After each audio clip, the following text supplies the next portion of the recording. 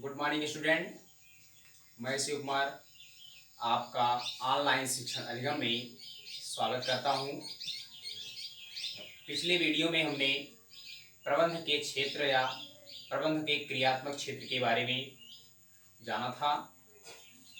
आज का टॉपिक है हमारा प्रबंध का महत्व। प्रबंध का क्या महत्व है? जिस प्रकार से मनुष्य के शरीर में रक्त का महत्व होता है तथा घड़ी में उसके पेंडुलम का महत्व होता है, ठीक उसी प्रकार से किसी भी व्यावसायिक संस्था में प्रबंध रक्त का कार्य करता है। प्रबंध को जीवनदायिनी के रूप में भी जाना जा सकता है। व्यवसाय के लिए प्रबंध जीवनदायिनी शक्ति है। तो प्रबंध के महत्व के बारे में हम देखेंगे। तो सबसे पहले आएंगे न्यूनतम प्रयत्नों के द्वारा अधिकतम परिणामों की प्राप्ति।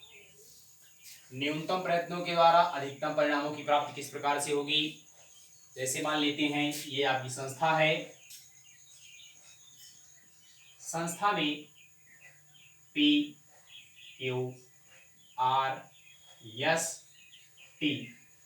ये कर्मचारी हैं। तो कर्मचारियों के द्वारा निरंतर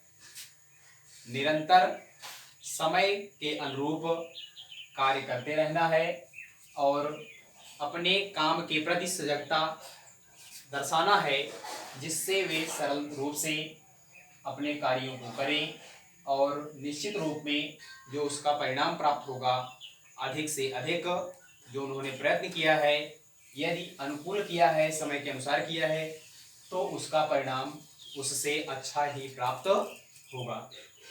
फिर आगे देखेंगे कटु प्रतिस्पर्धा का सामना करने के लिए। प्रतिस्पर्धा ये क्या है कि वर्तमान क्षेत्र में एक ही वस्तु की कई संस्थाएं खोली गई हैं जो अपने व्यापार के क्षेत्र को दिन प्रतिदिन बढ़ाती रहती हैं, जिससे उनमें एक दूसरे के प्रति प्रतिस्पर्धा होती है कि हमने इतने माल का प्रोडक्शन किया। जैसे मान लेते हैं ए कोई संस्था है और बी भी कोई संस्था है। ये दोनों मोबाइल ले लेते हैं, मोबाइल कंपनी का प्रोडक्शन करते हैं, मोबाइल का प्रोडक्शन कर रहे हैं। तो मान लेते हैं ए कंपनी ने प्रोडक्शन किया है आपका 10,000 या 1,00,000 पीस और एक माह में, और बी कंपनी ने जो है उसने किया है 1,10,000 पीस। तो जो इसमें आएगा, इन्होंने प्रोडक्शन किया है, जो उत्पादन किया है, इन उत्पादनों में ये देखा जाएगा कि कम से कम लागत हो तथा उसके विक्रय करने पर अधिक से अधिक लाभ प्राप्त हो। तो इससे प्रतिस्पर्धा का सामना करने के लिए प्रबंध का अत्यंत महत्व होता है। अगले आएंगे निर्धारित लक्ष्यों की प्राप्ति करने के लिए। निर्धारित लक्ष्यों की प्राप्ति करने के लिए कोई भी संस्था अपने पूर्व निर्धारित लक्ष्यों को प्राप्त करने के लिए प्रबंध का प्रमुख रूप से प्रयोग करती है। यदि प्रबंधक उचित रूप से संगठन, समन्वय, नियंत्रण अथवा निर्णय का कार्य नहीं करती है, तो उसके द्वारा निर्धारित लक्ष्यों की पूर्ति आसानी से नहीं होगी या पूर्ति नहीं कर सकता है। आगे देखेंगे तकनीक एवं वैज्ञानिक अनुसंधान का लाभ उठाने के लिए। तकनीक एवं वैज्ञानिक अनुसंधान वर्तमान समय में नई नई मशीनरियों का प्रयोग किया जा रहा है, नई नई मशीनरियों का अनुसंधान खोज किया जा रहा है, जिससे एक निश्चित समय में अधिक से अधिक उत्पादन किया जा सके। यह तभी संभव है जब प्रबंध का प्रयोग किया जाएगा। प्रबंध के प्रयोग से ही नई नई तकनीकों एवं अनुसंधानों से लाभ संस्था प्राप्त कर सकती है। आगे देखेंगे अगला है आपका उद्देश्यों का निर्धारण करने के लिए। प्रबंधक के द्वारा ही कोई भी संस्था का प्रबंधक अपने प्रबंधकीय नीतियों द्वारा ही उसके उद्देश्यों को निर्धारित कर सकता है। किस प्रकार से निर्धारित कर सकता है कि 2019 में इसने प्रोडक्शन किया था 10 लाख टन का। यदि उसकी प्रबंधकीय नीतियां सुचारू रूप से सुसंगठित होंगी तो 2020 में उसका जो लक्ष्य होगा कि करेंगे 15 लाख टन 15 लाख टन का उत्पादन करेगा।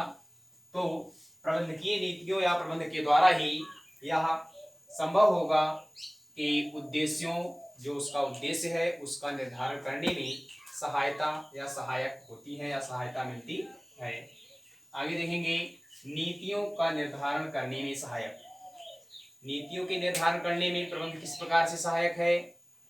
मान लेते हैं पिछले वर्ष में किसी वस्तु पर अधिक व्यय हो गया था या किसी वेतन पर अधिक व्यय हुआ या मजदूरी पर अधिक व्यय हुआ या कम व्यय हुआ।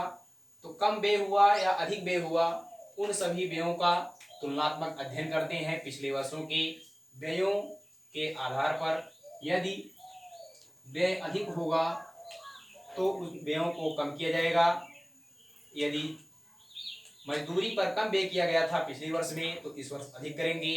इस प्रकार की नीतियों के निर्धारण में प्रबंधक का अत्यंत महत्वपूर्ण स्थान है। अगला देखेंगे श्रमिकों की समस्याओं का समाधान करने के लिए। श्रमिकों की समस्याओं का समाधान किस प्रकार से होगा।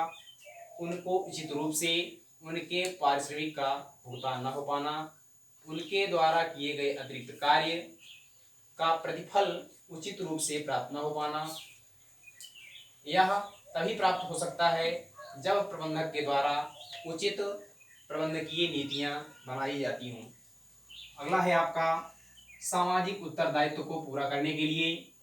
सामाजिक उत्तरदायित्व को प्रबंधक किस प्रकार से पूरा करता है। समाज की आवश्यकताएं जो हैं, समाज की आवश्यकताएं नई नई वस्तुओं के प्रयोग के लिए लालायित होती हैं कि उनमें नई नई वस्तुओं का प्रयोग किया जाए। तो प्रबंधक द्वारा प्रबंधकीय नीतियां इस प्रकार से बनाई जाती हैं कि समाज की आवश्यकताओं को पूर्ण किया जा सके। आगे देखेंगे व्यक्तियों के विकास के लिए। व्यक्तियों का विकास प्रबंधक के द्वारा किस प्रकार से होता है। प्रबंधक अपने प्रबंधकीय नीतियों में जो उनके कर्मचारी होते हैं, कर्मचारियों में उनको व्यवसाय संबंधी ज्ञान अर्जन करने के लिए धनराशि प्रोत्साहित करती है, उनके रहन सहन पर भी ध्यान देती है, जिससे व्यक्तियों का विकास होने में प्रबंध का स्थान महत्वपूर्ण है। अगला है आपका सामाजिक स्थिरता बनाए रखने के लिए। सामाजिक स्थिरता किस प्रकार से बनाएंगे। यदि समाज में किसी वस्तु की मांग अधिक है और उसकी पूर्ति कम है तो उसकी मांग के अनुरूप वस्तु का प्रोडक्शन किया जाए तथा उसके आधार पर ही पूर्ति किया जाए। यदि पूर्ति अधिक कर दिया जाएगा मांग से अधिक तो उन वस्तुओं की कीमतों में भी कमी होगी तथा उस वस्तु का कोई स्थान व्यवसाय जगत में कम हो जाएगा, उसकी महत्ता कम हो जाएगी। अगला है आपका व्यवसाय में प्रबंध का महत्व। व्यवसाय में प्रबंध का महत्व इस प्रकार से है जिस प्रकार से किसी व्यक्ति के शरीर में रक्त का महत्व होता है, ठीक उसी प्रकार से व्यवसाय में प्रबंध का महत्व उसी प्रकार से है। प्रबंध को व्यवसाय का जीवनदायिनी शक्ति के रूप में भी कहा जा सकता है या प्रबंध को व्यवसाय का रक्त भी कह सकते हैं। अगला है आपका समन्वय स्थापित करने में।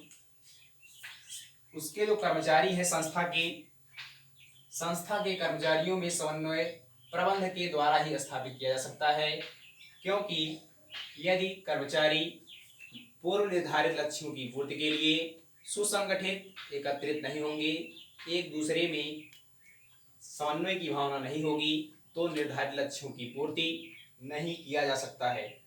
अगला है गैर व्यावसायिक संस्थाओं में प्रबंध का महत्व। गैर व्यापारी संस्थाएं क्या होंगी। वे संस्थाएं जिनका उद्देश्य लाभ कमाना ना होकर सेवाएं प्रदान करना होता है, वे आपकी गैर व्यापारिक संस्थाएं कहलाती हैं। जैसे आ जाएंगे विद्यालय, अस्पताल, क्लब आदि। इन सबों में क्या होगा, प्रबंधक का महत्वपूर्ण स्थान होगा। प्रबंधकीय नीतियां बनाई जाएंगी कि विद्यालय को किस प्रकार से चलाया जाए, शिक्षकों की नियुक्ति किस प्रकार की जाए, ये सभी प्रबंधक के द्वारा ही निर्धारित की जा सकती हैं। अगला है देश की समृद्धि के लिए। देश की समृद्धि के लिए यदि प्रबंधकीय नीतियां नहीं बनाई जाएंगी, प्रबंधक द्वारा इसका संचालन नहीं किया जाएगा, तो देश में नई नई मशीनरियों का उत्पादन, खोज, अनुसंधान एवं तकनीकियों का प्रयोग नहीं होगा, जिससे देश की विकास में उसकी जो गति होगी विकास की, उसमें धीमी आएगी, कमी होगी। बस आज की वीडियो में इतना ही, अगले वीडियो में मिलेंगे। धन्यवाद।